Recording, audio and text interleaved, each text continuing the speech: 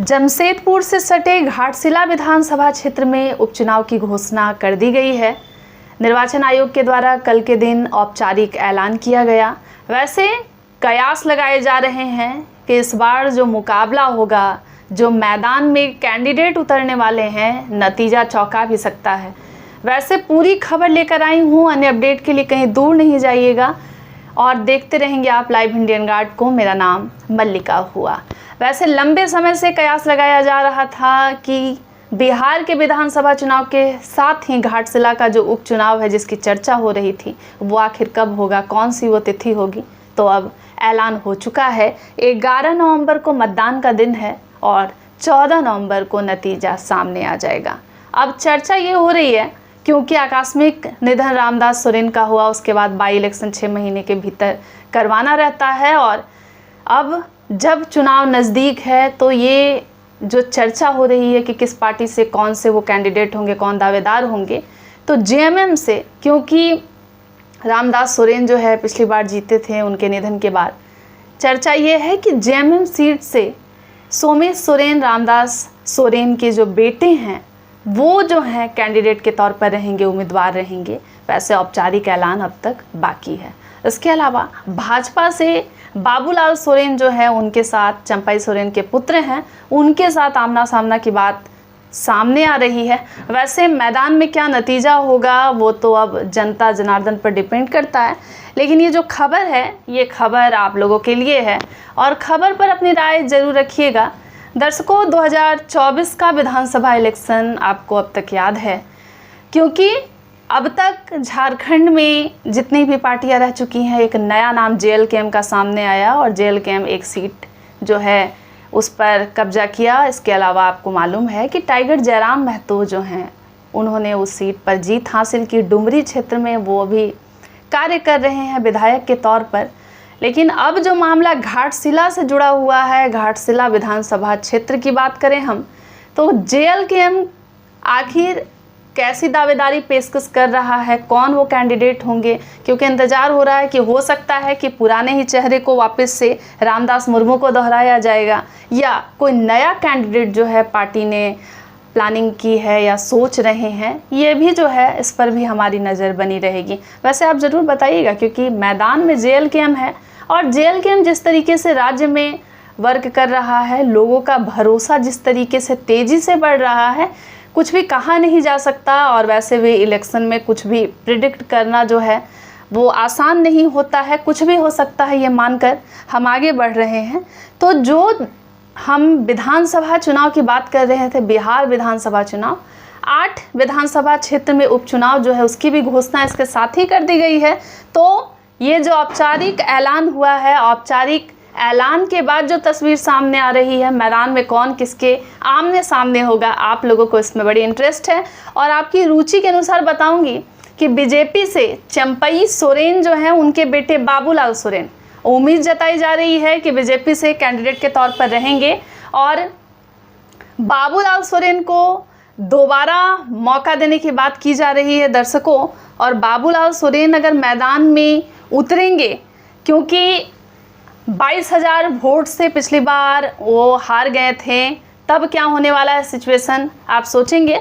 लेकिन रामदास सोरेन जो है उनको पिछली बार 98,356 वोट मिला था। अब इस बार पुत्र मैदान में उतरेंगे। ऐसे ये भी कयास लगाया जा रहा है कि हो सकता है पुत्र अगर चुनाव नहीं लड़ते हैं तो फिर उनकी पत्नी को टिकट मिल सकता है। लेकिन इस पर भी बस कयास लगाए जा रहे हैं। औपचारिक ऐलान कैंडिडेट का अब तक नहीं हुआ है। इसके अलावा जेएलकेएम पार्टी जिसकी बात मैं कर रही थी, 8,092 वोट लाए थे रामदास मुर्मू, लेकिन इस बार जेएलकेएम से यही कैंडिडेट वापस दोहराए जाते हैं या कुछ और भी नाम जो हैं जुड़ सकते हैं। इसके अलावा एक नाम जो बार बार मैदान में आ रहा है सामने, कांग्रेस से प्रदीप बुलमुच्चू। अब चर्चा ये तक की जा रही है कि प्रदीप बुलमुच्चू जो हैं वो हो सकता है जेएलकेएम उन्हें टिकट दे अगर वो जेएलकेएम से जुड़ना चाहें, नहीं तो शायद अगर वो इंडिपेंडेंट भी लड़ सकते हैं। बस इस पर भी कयास लगाए जा रहे हैं, औपचारिक ऐलान नहीं हुआ है। इसके अलावा जैसे ही बात छिड़ी है तो कुछ और भी नाम है, हो सकता है कोई चौंकाने वाले कैंडिडेट भी आप लोगों के सामने आ जाए तो एक नाम लखन चंद्र मार्डी का एक युवा नेता हैं। BLLB तक की उन्होंने पढ़ाई की है और कोल्हान में वो 2019 में चुनाव भी लड़े थे, वैसे हार गए थे, लेकिन एक तेज तर्रार नेता हैं। उम्मीद जताई जा रही है कि अगर वो लड़े तो हो सकता है बीजेपी से एक नाम वो भी हो सकते हैं। इसके अलावा डॉक्टर सुनीता देवदूत सोरेन जो हैं वो झारखंड विकास मोर्चा, जिसमें बाबूलाल मरांडी की जो पुरानी पार्टी रही है उसमें वो कार्य करती थी, अब उन पर भी सोचा जा सकता है कि हो सकता है बीजेपी सोचे ये कि वो चुनाव लड़े, क्योंकि एक महिला कैंडिडेट है और जो घाटशिला के जो मुख्य मुद्दे हैं उन समस्याओं को एक महिला बेटर वे में टैकल कर सकती है, मजबूती से उठा सकती है। तो हो सकता है किसी महिला कैंडिडेट पर भी भारतीय जनता पार्टी जो है वो भरोसा जता सकती है। वैसे मैदान देख कर के आप ये भी समझ सकते हैं कि ये मामला सिर्फ सोमेश सोरेन या फिर बाबूलाल सोरेन का नहीं है कि वो आमने सामने आ रहे हैं। अगर आप इसके रूट में जाएंगे तो ये जो फाइट है वो चंपई सोरेन वर्सेस हेमंत सोरेन नज़र आ रहा है दर्शकों। वैसे आप ज़रूर बताइएगा मैं ऐसा क्यों कह रही हूँ, घाटशिला सीट पर आखिर होगा क्या। वैसे नज़र हमारी बनी हुई है, लेकिन हमसे ज़्यादा जो नज़र है आप लोगों की रहती है, तो आप ज़रूर कमेंट में बताइएगा। वैसे अब तक कुछ नाम जो कयास लगाए जा रहे हैं, JMM से सोमेश सोरेन को टिकट मिलने की संभावना जताई जा रही है।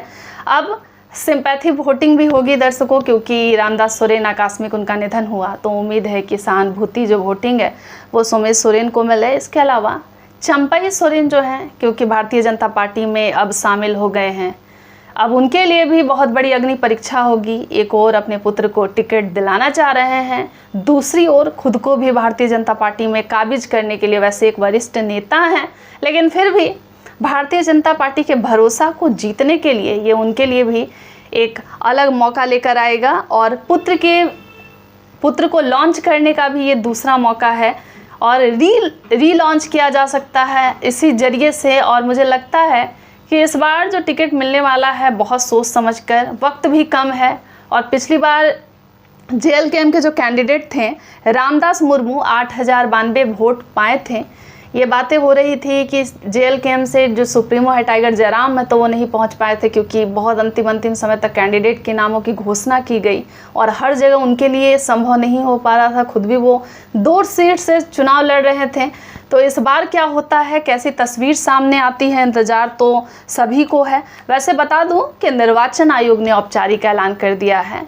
बात घाटशिला विधानसभा क्षेत्र की कर रही हूँ, उपचुनाव की घोषणा हो गई है। अब बिहार विधानसभा चुनाव के साथ ये भी चुनाव संपन्न होने वाला है।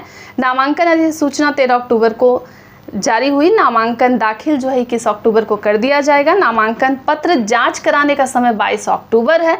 नामांकन वापस आप 24 अक्टूबर तक ले सकते हैं। मतदान 11 नवंबर।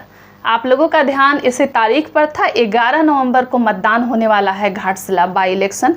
मतगणना 14 नवंबर को होने वाली है। वैसे पारंपरिक जो है JMM की सीट है, अब लड़ाई सोमेश वर्सेस बाबूलाल की है या त्रिकोणीय मुकाबला होगा या क्या होने वाला है मैदान में, आप ये बेहतर बताएंगे। वैसे 11 नवंबर को मतदान है और रेडी हो जाना है। और घाटशिला के जितने दर्शक हैं मैं चाहूँगी कि आप बताइए कि आपके मुद्दे क्या हैं।